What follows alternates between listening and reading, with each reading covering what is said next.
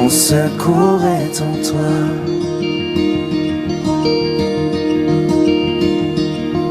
Je lève les yeux vers les hauts sommets. Toi seul est mon Dieu. Je proclamerai. Toi seul est ma force. Toi seul me... Shalom, shalom, shalom. Que le Dieu de paix, le Dieu de grâce, le Dieu de miséricorde soit avec nous tous. Vous tous qui nous suivez dans notre live de ce jour, sur Facebook, sur YouTube, que le Dieu de paix soit avec vous. Et vous qui nous suivez en direct de la télévision, que la gloire de Dieu vous soit accordée, parce que notre Dieu dit, ceux qui me servent, je les glorifierai. Donc, aussitôt que tu t'inscris dans l'optique de la parole, que tu t'inscris dans l'optique de la volonté de Dieu, oui, l'Éternel Dieu t'enlève du bas niveau, là où c'était la honte, et du bas niveau, là où c'était le désarroi, afin qu'il te place à un niveau supérieur. Sois glorifié au nom de Jésus. Entre dans la gloire du Père. Dans la gloire du Père, nous n'y entrons pas seulement quand nous mourrons. Non, même maintenant, l'Éternel Dieu, vous savez, quand il a travaillé avec des gens comme Josué, il dit, maintenant, je vais te glorifier aux yeux du peuple. Qui signifie que de temps à autre, le Seigneur peut, quand il manifeste sa gloire, et nous partageons cette gloire-là. Pas la partager pour que nous puissions en tirer le gros et faire comme si tout dépend de nous, mais c'est de dire, c'est au nom de Jésus que nous recevons l'honneur. C'est pourquoi la Bible déclare l'honneur à qui nous devons l'honneur. Béni soit le nom du Dieu Tout-Puissant. Nous sommes dans notre thème intitulé « L'ère de Satan ». L'ère, c'est une notion de temps, une notion de période, une notion de durée. Satan, c'est celui qui s'est déclaré depuis des temps anciens comme l'ennemi de Dieu, partant de là, l'adversaire du peuple de Dieu. En parlant de ce thème, frères et sœurs, nous verrons dans les Écritures, spécifiquement dans le livre de Jean, chapitre 18, verset 1, jusqu'au verset 18, et même les autres versets qui suivent, vont nous expliquer cette matière, l'ère de Satan. Et dire, l'ère de Satan, ce jour nous voulons avoir des idées, des informations sur la manière de se comporter quand nous remarquons que l'heure de Satan a sonné dans notre vie, l'heure de Satan a sonné dans notre pays, l'heure de Satan a sonné dans notre famille, l'heure de Satan a sonné dans notre église, l'heure de Satan a sonné dans nos entreprises ou dans nos études ou dans notre mariage. Quand c'est autant de choses par lesquelles nous pouvons remarquer que là, le Satan est en train de frapper à la porte. Et là, quand nous avons compris, ça nous permettra aussi de savoir quel comportement adopter quand cette ère-là sonne. Pour y arriver, nous allons établir quelques analyses qui vont se subdiviser en parties. La première partie de nos analyses, c'est comprendre l'importance de la parole de Dieu. Parce que la maladie actuelle de l'Église, la maladie actuelle des chrétiens, c'est le peu d'importance que nous attachons à la parole de Dieu. Et le diable sait que quand quelqu'un n'attache pas d'importance à la parole de Dieu, il sera à sa merci. Et le diable aime d'ailleurs utiliser l'ignorance comme une bonne arme et de maintenir l'homme dans l'obscurantisme spirituel. Voilà pourquoi, en parlant de l'ère de Satan, nous avons pensé que nous puissions nous rappeler. Je sais que tu aimes la Bible, tu aimes la parole, tu en as. Tu as la Bible dans ton téléphone, dans ton iPad, dans ton ordinateur, et aussi les papiers se retrouvent dans ta bibliothèque. Mais la question est de savoir, est-ce que tu y attaches de l'importance? L'importance de la parole, nous voyons ce qui est écrit dans le livre de Timothée. La lecture nous enseigne ceci. De Timothée chapitre 3, nous prenons le verset 16 au verset 17e. La Bible enseigne, toute écriture est inspirée de Dieu et utile pour enseigner, pour convaincre, pour corriger, pour instruire dans la justice, afin que l'homme de Dieu soit formé et équipé pour toute bonne œuvre. L'homme de Dieu soit formé, soit équipé. Qui signifie les deux mots formation et équipement, c'est permettre aux chrétiens que tu es, aux serviteurs de Dieu que je suis, que nous soyons formés par la parole. Et quand nous sommes formés, ça ne suffit pas que nous puissions avoir l'équipement. Mais quand aussi un équipement n'est pas utilisé, ça sera inutile. Qui signifie, autant que tu reçois la parole, tu es 20 ans dans la foi, tu as reçu les enseignements, est-ce que tu utilises les enseignements reçus? Nous allons parler pour que nous sachions que quand l'heure de Satan sonne, d'abord la parole de Dieu va nous aider, la parole de Dieu va nous assister, la parole de Dieu va nous renforcer dans nos convictions et dans notre façon de faire. Et du reste, ça sera une arme efficace pour combattre l'ennemi. Nous parlons de l'ère de Satan. Dans sa première partie, l'importance de la parole de Dieu quand cette ère-là sonne. En parlant dans ce passage, l'apôtre Paul nous montre l'importance pour la compréhension de l'identité et de l'utilité de la Bible, donc la parole de Dieu. Deux choses. L'identité, deuxièmement, l'utilité. Quelqu'un peut avoir une chose, mais s'il ne sait pas l'utiliser, ça va poser préjudice.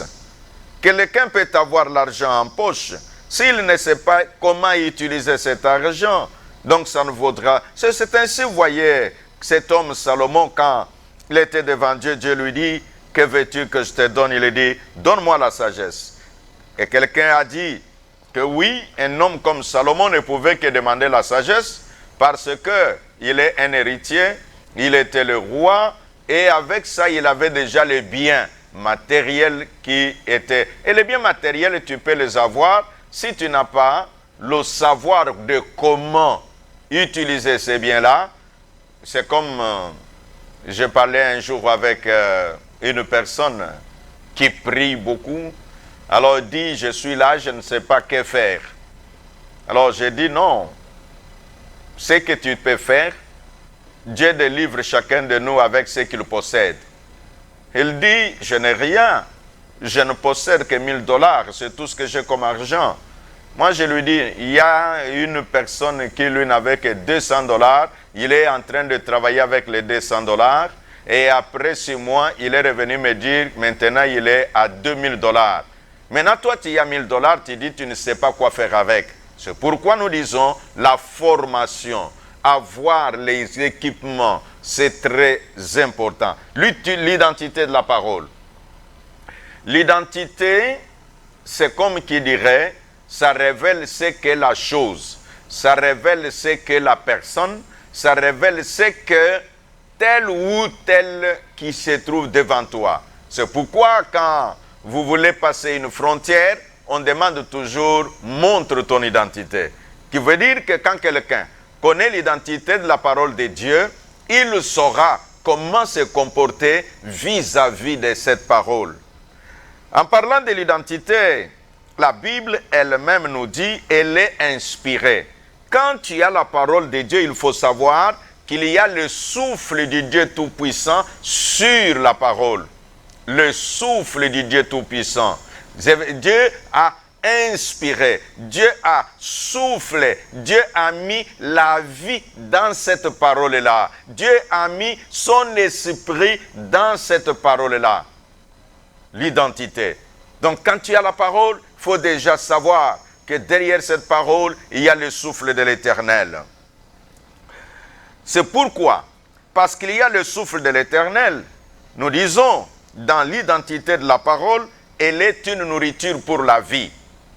Nous connaissons quand l'ère de Satan a sonné une fois dans la vie de Jésus, dans le livre de Matthieu, quand nous parlons de la période de la tentation, on dit que le Satan, le diable, a pris Jésus, il lui montra les pierres en disant, si tu es enfant de Dieu, transforme ces pierres et que cela devienne des pains. Mais Jésus n'a pas discuté avec le diable que je suis enfant. Non, non. Il est allé lui montrer l'identité de la parole parce qu'il avait cette parole-là. Il lui dit, il est écrit que l'homme ne vivra pas que du pain, il vivra de toute parole qui sort de la bouche de l'Éternel. C'est ce que nous remarquons dans le livre de Matthieu chapitre 4, verset 4e. Quand tu marches, c'est vrai que tu as ton congélateur bien garni, tout ce qu'il te faut pour manger, pour ce corps, tu en as. Mais maintenant, quand il s'agit de la parole, est-ce que tu as un dépôt nécessaire? Est-ce que tu as des réserves nécessaires? Chaque jour, le chrétien mange. Prend son petit déjeuner, prend son repas et prend son souper. Et au milieu de la journée, il grignote un peu de bonbons ici, un peu de... Toutes ces choses, c'est pour le bien du corps. Mais maintenant, quant à notre esprit, est-ce que nous nourrissons notre esprit de la même manière? Je sais, tu diras que oui, évêque, j'ai eu un verset le matin et ça va m'aider toute la journée. Mais si seulement le déjeuner que tu as pris le matin, tu dis que c'est suffisant pour toute la journée. Si quelqu'un te demande à 15 heures, qu'est-ce que tu diras? Oh non, c'est depuis le matin que j'ai mangé, mon ventre a maintenant faim, mon corps réclame maintenant la nourriture. Notre esprit, à des moments, nous réclame aussi la nourriture spirituelle, mais nous ne lui donnons pas. Et même quand nous lui donnons, comme il est écrit dans le livre de 1 Pierre, chapitre 2, verset 2, que nous ne pouvons pas ne désirer que le lait spirituel. C'est-à-dire le lait, c'est aussi la parole dans son sens élémentaire. Parce qu'il y a des degrés où chacun de nous est appelé à grandir. Chacun de nous est appelé à évoluer. Est-ce que tu évolues avec la parole et dans la parole? L'identité de la parole, elle est une nourriture.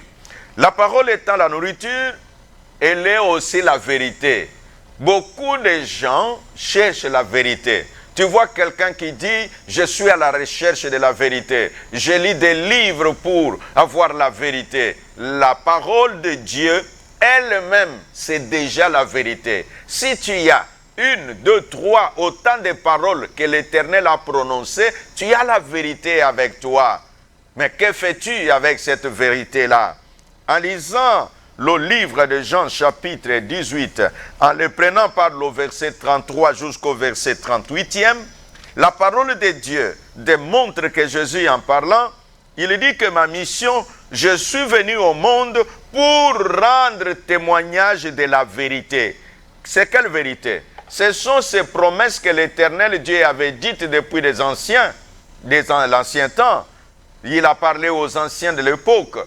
Il leur a dit que je vais envoyer le Messie. Lui sauvera l'humanité de ses péchés. Lui va rétablir la relation qui a été interrompue entre l'homme et Dieu depuis le jardin d'Éden. La vérité. Est-ce que tu aimes la vérité, maman? Papa, est-ce que tu aimes la vérité? Pasteur, est-ce que tu aimes prêcher la vérité? Quand tu donnes un témoignage, est-ce que tu te bases sur sa relation, la relation entre ton témoignage et la parole de Dieu qui est la vérité? Nous disons l'identité de la parole, elle est une source de la réjouissance. C'est vrai, Nous aimons trouver la réjouissance dans différentes situations, dans différentes choses. Mais nous devons savoir que la source de la réjouissance réelle, c'est la parole de Dieu. Donc quand tu as la parole, trouve la joie dans la parole. La Bible nous enseigne, quand nous prenons le livre des psaumes, en les prenant dans le psaume 119, nous allons au couplet 14 et le couplet 162. Il est écrit que la parole de Dieu apporte la joie pour le cœur attristé. Qu'est-ce qui amène la tristesse dans ton cœur?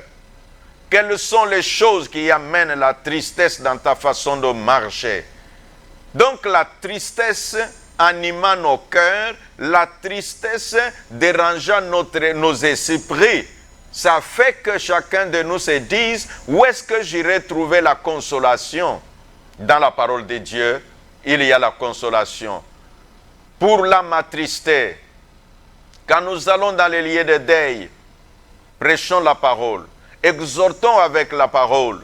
Quand nous allons dans les lieux des hôpitaux, c'est vrai, nous pouvons amener à manger, nous pouvons payer les factures pour les malades, mais n'oublions pas de leur donner la parole parce que ça va être avec eux pour leur donner la réjouissance à cause de la tristesse du temps qu'ils sont en train de passer. Nous disons également que l'identité de la parole, elle est une lampe qui éclaire nos pieds et une lumière qui éclaire nos sentiers. Donc, les sentiers, c'est le chemin que nous empruntons. Quand tu t'élèves, tu as un programme. C'est tout un chemin qui est dans ton esprit. Mais quand tu as la parole de Dieu, la parole là deviendra une lampe pour éclairer le chemin que tu vas emprunter. Tu te dis, tu as une démarche. Et comment tu vas trouver la lumière suffisante pour la démarche là? C'est au travers de la parole. Donc la parole de Dieu nous aide. Quand nous avons la confusion dans nos idées, on ne sait plus comment ajuster nos pensées. Nous nous disons, en tout cas, au dernier temps, je suis en train de passer par un peu comme qui dirait, je suis dans une confusion totale, je ne sais pas que faire, il y a tel problème dans les domaines de travail, tel problème en famille, tel problème avec mes relations, tel problème avec mes finances. Retourne dans la parole, tu auras une lumière suffisante. J'aime donner cet exemple en fonction de l'importance de la lumière et aussi en fonction du mal que peuvent faire les ténèbres dans la vie de l'homme. C'est une petite histoire du village. Qu'est-ce qu'il y a au village? Vous savez, les gens, quand ils sont autour des repas, les uns sont sur la table et les autres sont pratiquement assis sur la terre. Et il est arrivé que la famille, autour de leur repas, et tout était par terre, ils ont mis leur petit éclairage avec un petit panneau solaire. Et au bout d'un temps, quelqu'un a bougé le fil et automatiquement la lumière est partie. La lampe s'est éteinte.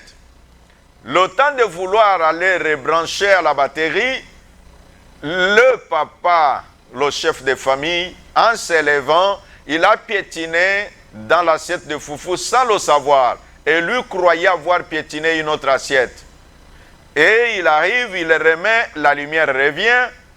Et puis les enfants crient, oh, quelqu'un a piétiné dans l'assiette de foufou. Maintenant, les gens voulaient savoir qui a fait cela. Et le papa donne l'ordre comme chef de famille, celui qui a mis son pied là-bas, quand on va préparer le nouveau foufou, il ne mangera pas. Et automatiquement, les enfants étaient sous la peur de se voir privés à manger. Et un des enfants regarde, il voit en dessous du pied de papa, dans ses sandales, il y avait le truc de foufou ressorti dans les côtés. Et l'enfant ne pouvant pas dire au papa, c'est toi qui as piétiné, et il dit seulement, non, que chacun soulève son pied, et s'il y a quelqu'un qui a piétiné, nous verrons les marques dans ses pieds. Ils ont soulevé les pieds les uns les autres, il n'y avait rien. Quand papa veut soulever les pieds, lui-même remarque, ah, c'est lui qui avait mis les... Alors, voyez mes amis, comment les ténèbres peuvent faire que l'homme peut marcher dans sa propre bénédiction sans le savoir. C'est ainsi, quand il y a les ténèbres, les sorciers peuvent travailler à l'aise, sans être inquiétés par qui que ce soit. Oh, Dieu nous a montré une lumière par excellence, la parole de Dieu. Ça éclaire nos pensées, ça éclaire notre vie, ça éclaire notre environnement. Nous disons, l'identité de la parole, elle est une lumière. Donc le diable n'aime pas que les gens s'approchent ou les gens aiment la parole parce qu'il sait qu'ils seront éclairés. Or, le diable aime beaucoup travailler dans les ténèbres, l'ère de Satan. Nous avons dit l'importance de la parole. Et là, le point A, l'identité de la parole. Maintenant, le point B, nous avons l'utilité de la parole. En quoi la parole est utile? Quand tu connais que la parole est une nourriture, quand tu connais la parole est une lumière, quand tu connais la parole est la vérité, quand tu connais que la parole est une source de réjouissance, comment l'utiliser? Parce que la Bible dit que la parole est inspirée et puis elle est utile. L'objectif poursuivi par Dieu, c'est former et équiper l'homme de Dieu pour de bonnes œuvres. Équiper et former. Or, pour être formé, il faut passer par l'enseignement. C'est pourquoi l'apôtre Paul, quand il a écrit à Timothée, il lui dit, voilà comment la parole est utile. Nous voyons là quelques points qui montrent l'utilité de la parole. L'objectif de cette partie, dans cette matière, l'ère de Satan, c'est permettre à l'homme que parfois tu peux avoir l'équipement, mais toi-même tu ne l'utilises pas. Parce que tu n'utilises pas cet équipement-là, ce n'est pas la faute de Dieu qui a déjà mis l'équipement entre tes mains, mais c'est ta faute. Ainsi dit, utilité 1, c'est, ou le premier tiret, c'est enseigner. Donc, Dieu veut enseigner par sa parole. Il est important de se laisser enseigner par la parole au lieu de se fier à ses expériences, bonnes soient-elles. L'homme, supposons que tu as 50 ans sur la terre, tu as beaucoup d'expérience. Supposons que tu as 40 ans dans la foi, tu as beaucoup d'expérience. Mais maintenant, est-ce que toutes ces expériences peuvent-elles remplacer la parole de Dieu? Nous disons non. Dieu n'a pas prévu ça. Les expériences peuvent venir pour montrer que ce que Dieu a dit est vrai. C'est ça l'utilité de l'expérience. Mais ce n'est pas que toi tu prennes tes expériences, bonnes soient-elles, mauvaises soient-elles. Je veux dire quoi? Quelqu'un peut avoir connu beaucoup de mauvaises expériences. Mais quand il arrive dans la parole de Dieu, il dit, en tout cas ce passage, il est écrit, et Jésus est venu, le bon berger est venu, pour que les brebis aient la vie en abondance. Mais moi j'ai tellement souffert depuis mon enfance, même à l'église je continue à souffrir, et alors ce passage-là, est-ce que réellement ça me concerne? Voilà, là c'est une mauvaise expérience qui est en train de t'enseigner, au lieu de te laisser enseigner par la parole de Dieu. Elle est utile pour enseigner. Peuple de Dieu, aimons l'enseignement de la parole. Dans la plupart des cas, dans nos églises, nous aimons quand, comme disait une maman, oui papa, nous aimons un peu de choses, un peu chaud. Là c'est très bien, chaud. Oui, mais chaud. La chaleur qui vient de quoi?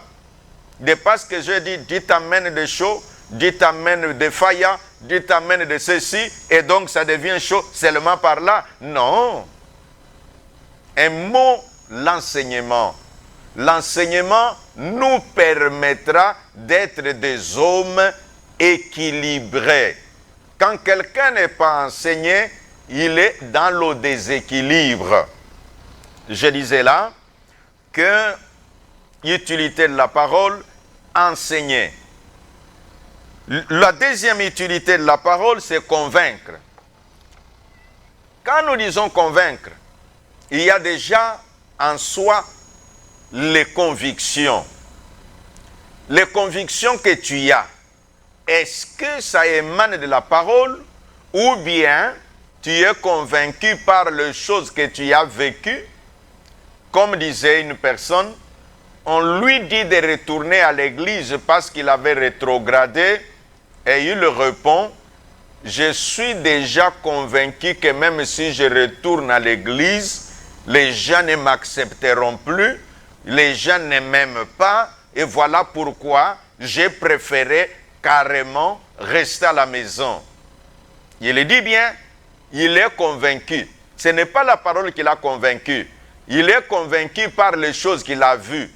Il est convaincu par les choses qu'il a entendues, les choses qu'il a vues les hommes faire. Non, mes amis, l'homme reste l'homme. L'homme n'est pas Dieu. Il est vrai qu'il est à l'image de Dieu. Même si tu m'amèneras le psaume 82 qui dit « J'ai fait de vous, vous êtes de Dieu, vous à qui la parole de... » Là encore, les gens sont en train de ramasser les versets et les utiliser très mal. Quand il dit « Voilà, Dieu s'élève dans l'assemblée d'eux. » Nous voyons là, tu vas m'amener la théologie de la divinité, je te dirai que je suis un peu équipé là-dedans. Je ne dis pas avoir le monopole des connaissances, mais sauf j'ai quand même quelques éléments qui m'aident à comprendre qu'il ne faut pas enlever un verset en dehors de son contexte. Dieu voulait montrer que ceux à qui la parole de Dieu a été adressée, ceux-là qui ont la parole de Dieu, ils ont la nature de Dieu en eux. C'est pourquoi dans le même passage, vous verrez que vous êtes des dieux, c'est au minuscule. Dieu a dit, c'est en majuscule. Mais à des moments, nous faisons le quiproquo en n'établissant pas la différence entre le grand Dieu, le Créateur, et en voulant se déifier soi-même, montrer aux gens que moi je vais dans les sphères spirituelles. Et donc, non mes amis, nous sommes des dieux, ça signifie nous avons la nature divine en nous à cause de la parole. Parce que la Bible est claire qu'à tous ceux qui ont reçu la parole, ceux-là à qui la parole a été adressée. Donc c'est la parole qui fait de nous. Donc si nous mettons la parole de côté pour nous fier à nos expériences, et là, nos convictions ne sont plus basées sur la parole, mais elles sont basées sur nos sentiments. Là, je vais dire au prédicateur que quand tu prêches, c'est vrai, il y a des moments, tu sens en toi que ça va très bien. Et tu ne peux pas te fier seulement à ça. Il faut aussi se fier à la parole en disant, même si je ne sens rien, je crois à la parole. Je prêche la parole. Même si je sens, je prêche la parole, je ne prêche pas mes sentiments. C'est là que vous entendez parfois, le prédicateur lui-même dit, je ne sais pas si vous sentez ce que je sens. Non, elles ne peuvent pas directement sentir ce que toi tu sens. Toi, tu sens ce que tu sens, peut-être parce que tu as passé un peu du temps avec la parole t'a pénétré. Si tu veux que les autres sentent cela, envoie-leur la parole. Prêche la parole, montre la parole amènera des convictions et ces convictions vont faire de ces personnes-là des personnes capables à s'élever, des personnes capables à affronter la tentation, les personnes capables à affronter le diable quand son air sonne avec la parole. Que nos convictions n'émanent pas seulement des philosophies apprises à l'université, que nos convictions n'émanent pas seulement de proverbes appris dans nos cultures diverses, mais que nos convictions émanent de la parole de Dieu. Parce que son utilité, c'est de nous convaincre. Un jour où un fidèle écoute son pasteur enseigner sur la dîme, et le pasteur s'est vertué à donner tous les versets qui parlent de la dîme dans la Bible. Après culte, le fidèle sort, il dit, malgré tout ce qu'il a dit là, bon, moi je ne suis pas convaincu. Ma soeur, mon frère, quand tu écoutes quelqu'un qui parle ainsi, comprends seulement que si quelqu'un ne peut pas se laisser convaincre par la parole, qu'est-ce que le pasteur fera? C'est la parole qui apporte la conviction réelle. Cet homme qui dit « je ne suis pas convaincu », c'est seulement parce qu'il est très attaché à l'argent. Et donc il voit sortir l'argent pour donner à quelqu'un. Et quand on dit on donne à Dieu, lui ne voit pas Dieu, lui voit le pasteur. Laisse-moi dire à quiconque nous suit en ce moment, Dieu travaille au travers du pasteur pour vous bénir. Et donc quand vous donnez, oui, Dieu reçoit ce que vous donnez aussi au travers du pasteur. Pour être convaincu, ce n'est pas l'homme qui te convaincra, c'est la parole de Dieu qui te donnera la conviction. Et nous disons l'utilité de la parole, c'est aussi de corriger. Et là, il y a des gens qui passent beaucoup de temps dans les églises. Il y a des gens qui vont d'église en église et ils disent, bon, parce que je vois ma vie là, ne change pas, je ne me corrige pas, je suis toujours dans les mêmes choses, je cherche un pasteur qui peut me prêcher pour me... Non! Le pasteur te prêche la parole, toi tu acceptes la parole, les convictions que te donne la parole apportent des corrections. Qu'est-ce que la parole vient corriger dans l'homme? La parole vient corriger les sentiments charnels qui peuvent être en nous. La parole vient corriger les connaissances philosophiques que nous avons acquises des différents courants de pensée. La parole vient corriger en nous toutes les autres formes d'idéologie que nous avons reçues de part et d'autre. Et la parole vient, elle corrige en disant, dans l'Église, dans les affaires de Dieu, ce n'est pas la loi de la majorité qui compte, c'est la loi de la présence de Dieu. C'est pourquoi nous parlons que dans les affaires de Dieu, c'est la théocratie et non la démocratie. La démocratie, c'est la loi de la majorité, mais la théocratie, c'est la loi divine qui est au centre de nos réflexions et de notre conduite. L'utilité de la parole. En parlant de l'utilité, nous disons encore, elle est utile pour instruire dans la justice. L'instruction. Généralement, nous mettons la différence entre l'enseignement et l'instruction. Non, quelqu'un peut être enseigné sans être instruit. Instruction est liée davantage à la pratique. En disant, la réunion se déroule, c'est un exemple que je donne, et le responsable dit, j'ai instruit un tel pour faire telle chose. C'est ça l'instruction. Tandis que l'enseignement, on a donné les connaissances. L'enseignement nous donne les connaissances et l'instruction nous montre des choses à faire et des choses à ne pas faire. Bien-aimés, peuple de Dieu, vous tous qui nous suivez de partout, et pendant que nous parlons de l'ère de Satan, quand ça sonnera, si tu n'as pas la parole de Dieu en toi, tu peux être victime et tu commenceras juste à voir les hommes sans savoir que l'heure de Satan a sonné. Comment remarquer que son heure a sonné dans ma vie? Comment me comporter pendant que son heure a sonné? Parce que, je vais te dire d'avance, parce que cela viendra dans notre deuxième partie. Est-ce que nous pouvons faire en sorte que l'heure de Satan ne sonne pas? Non. Je vous dis que nous le voulions ou pas, son heure sonnera. Maintenant, quand son heure sonnera, comment nous allons nous comporter? C'est là l'objectif de notre enseignement. Qui a fait sa première partie, l'important c'est la parole de Dieu. l'importance de la parole de Dieu nous aide, même au travers de la parole, sans même pas chercher à demander le don de discernement. La parole de Dieu peut te donner le discernement approprié et savoir les choses qui se passent autour de moi, les choses qui se passent dans notre église, les choses qui se passent dans ma famille. En tout cas, je sens que l'heure a sonné. L'heure de Satan a sonné. Parce que l'heure de Satan a sonné, que ferai-je? Et nous en parlerons dans la suite de notre matière.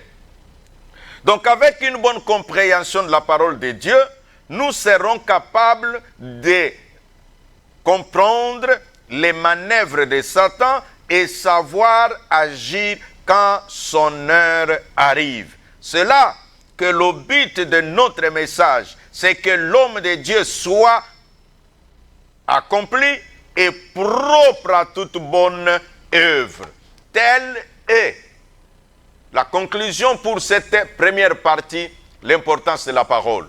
Vous tous qui nous avez suivis, n'oubliez pas, l'évêque Jibaya Mapia n'est pas seulement orateur, il est aussi écrivain.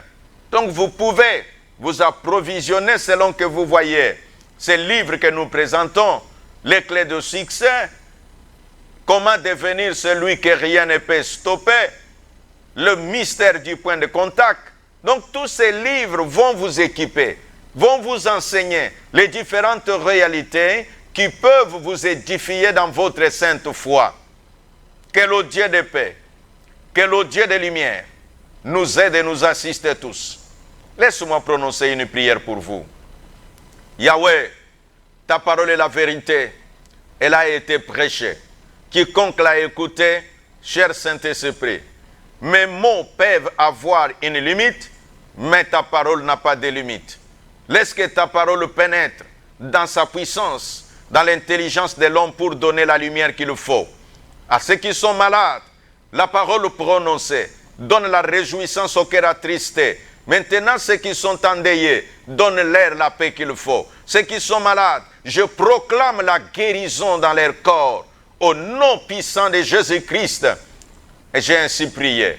Les familles déstabilisées, tu es pour nous le Dieu de la stabilité.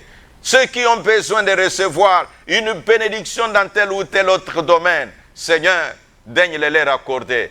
Au nom de Jésus, nous avons prié et nous disons ensemble Amen. N'oublie pas de partager tous tes contacts sur YouTube, sur Facebook et n'oublie pas aussi de t'abonner. Sois béni au nom de Jésus-Christ. Merci. Mon secours est en toi.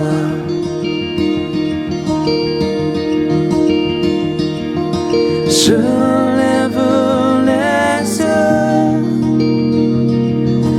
vers les hauts sommets.